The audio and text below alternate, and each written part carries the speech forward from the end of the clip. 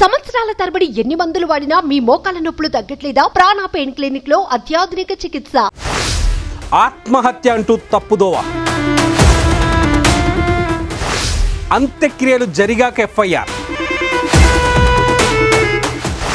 Crime scene మొత్తం మార్చేశారు. సుప్రీంకోర్టుకు సిబిఐ స్టేటస్ రిపోర్ట్. ఆ పోలీసుల తీరుపై సుప్రీం సీరియస్. మాజీ ప్రిన్సిపల్కు లై డిటెక్టర్ పరీక్ష. అంత్యక్రియలు అయ్యాక ఎఫ్ఐఆర్ ఫైల్ చేయడం ఏంటి? అది అర్ధరాత్రి వరకు ఏం చేశారు?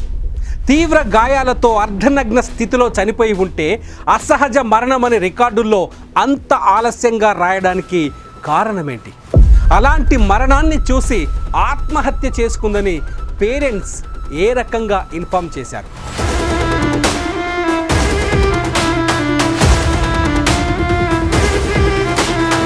ఈ హత్యాచార కేసు ప్రక్రియలో బెంగాల్ ప్రభుత్వం వ్యవహరించిన విధానాన్ని 30 ఏళ్ల వృత్తిపరమైన జీవితంలో ఎన్నడూ చూడలేదని బెంగాల్ ప్రభుత్వం తరఫున వాదనలు వినిపించిన న్యాయ బృందాన్ని ఉద్దేశించి సుప్రీం న్యాయమూర్తి జస్టిస్ పార్దీవాలా అసహనం వ్యక్తం చేశారు.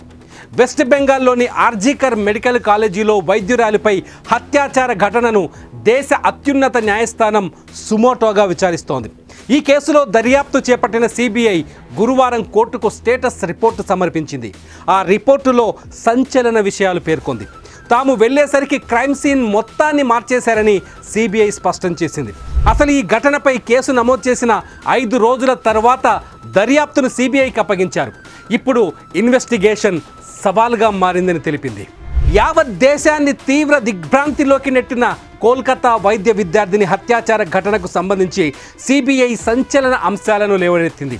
ఉదయం హత్య జరిగితే పోస్ట్ మార్టం నిర్వహించి అంత్యక్రియలు ముగిసిన దాదాపు అర్ధరాత్రి 11 గంటల 45 నిమిషాలకు కోల్కతా పోలీసులు ఎఫ్ఐఆర్ నమోదు చేశారని, ఇది అత్యంత దిగ్భ్రాంతికరమైన వాస్తవమని సుప్రీంకోర్టు దృష్టికి తెచ్చింది.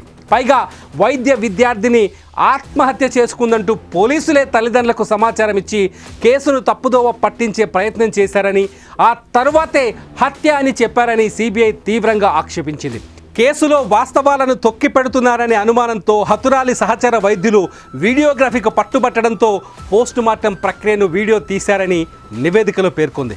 కేసులో ఒక్క నిందితుడి ప్రమేయం ఉందనే బెంగాల్ పోలీసులు తేల్చారని పేర్కొంటూ తన స్టేటస్ రిపోర్టును సుప్రీంకోర్టు ప్రధాన న్యాయమూర్తి జస్టిస్ చంద్రచూడ్, న్యాయమూర్తులు జస్టిస్ పార్దీవాలా, జస్టిస్ మనోజ్ మిశ్రా ఆధ్వర్యంలోని త్రిసభ్య ధర్మాసనం ముందు ఉంచింది సిబిఐ. ఈ ఘటనలో బెంగాల్ రాష్ట్ర ప్రభుత్వ తీరును సుప్రీంకోర్టు తీవ్ర స్థాయిలో ఎండగట్టింది. బెంగాల్ పోలీసులు వ్యవహరించిన తీరు నిర్లక్ష్యపూరితంగా ఉందని, హత్యాచార ఘటన తర్వాత నిర్వహించాల్సిన ప్రక్రియను ఏమాత్రం ఫాలో అవ్వలేదని చీవాట్లు పెట్టింది. హతురాలైన జూనియర్ వైద్యురాలిపై ఘటనకు ముందు రోజే నిందితుడు సంజయ్ రాయ్ కన్నేశాడా?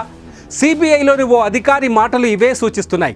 ఘటనకు ముందు రోజు అంటే ఆగస్టు 8 ఉదయం 11 గంటలకు ఆర్జికర్లోని ఛాతీ విభాగం వద్ద జూనియర్ వైద్యురాలు తన 4 సహచరులతో మాట్లాడుతుండగా అక్కడ సంజయ్ రాయ్ తచ్చాడినట్లు సీసీటీవీ ఫుటేజీ ద్వారా సిబిఐ తేల్చింది.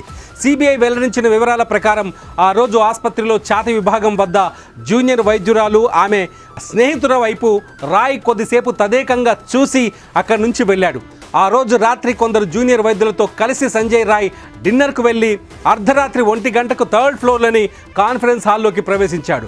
అక్కడికి 2 గంటల 30 నిమిషాలకు జూనియర్ వైద్యురాలు వచ్చి అతడితో ఏదో మాట్లాడి వెళ్ళింది. రాయ్ మళ్ళీ ఆసుపత్రిలోకి 9వ తేదీ ఉదయం తెల్లవారుజామున 4 గంటలకు ప్రవేశించాడు. నేరుగా జూనియర్ వైద్యురాలు నిద్రిస్తున్న కాన్ఫరెన్స్ హాల్లోకి వెళ్ళాడు. అప్పుడు ఏం జరిగిందో తెలియాలంటే అతడికి లై డిటెక్టర్ పరీక్ష చేయాలని సిబిఐ కోరింది. నిందితుడు సంజయ్ రాయ్కి 14 రోజుల జ్యుడిషియల్ కస్టడీ విధించింది. ఆర్టీకర్ కాలేజీ ప్రిన్సిపల్ సందీప్ ఘోష్ తీరుపై అనుమానాలు వ్యక్తం చేస్తూ దర్యాప్తు చేస్తోంది. ఆయనతో పాటు ఆ కేసుతో సంబంధం ఉన్న 4 వైద్యులకు పాలిగ్రాఫ్ టెస్ట్ చేయాలని నిర్ణయించింది సిబిఐ. ఈ కేసులో సంజయ్ రాయ్, మాజీ ప్రిన్సిపల్, మరో 4 వైద్యులను అనుమానితులుగా సిబిఐ భావిస్తోంది. వారందరికీ లై డిటెక్టర్ పరీక్షలకు రెడీ అవుతోంది సిబిఐ. మరి ఈ పరీక్షల్లో ఎటువంటి సంచలన నిజాలు బయటకు వస్తాయో వేచి చూడాలి. ఆత్మహత్య అంటూ తప్పుదోవ. అంత్యక్రియలు జరిగాక ఎఫ్ఐఆర్. క్రైమ్ సీన్ మొత్తం మార్చేశారు. సుప్రీంకోర్టుకు సిబిఐ స్టేటస్ రిపోర్ట్. ఆ పోలీసుల తీరుపై సుప్రీం సీరియస్. మాజీ ప్రిన్సిపల్కు లై డిటెక్టర్ పరీక్ష.